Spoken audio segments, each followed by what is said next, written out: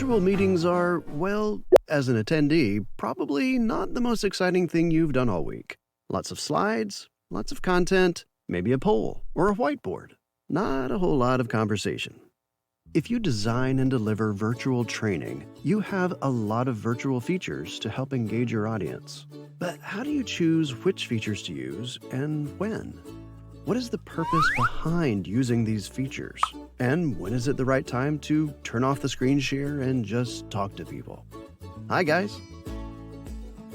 Virtual training can be a great solution, but too often we hide behind slides and miss the chance to just be people hanging out in the same virtual room together. Where'd you go?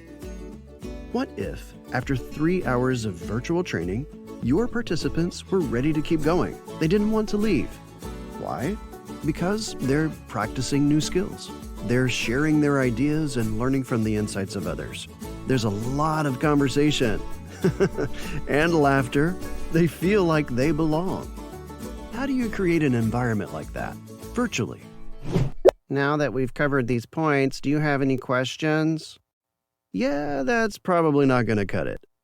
During the Design and Deliver Virtual Training Workshop, you'll get to experience this yourself as you observe, think critically, and solve problems.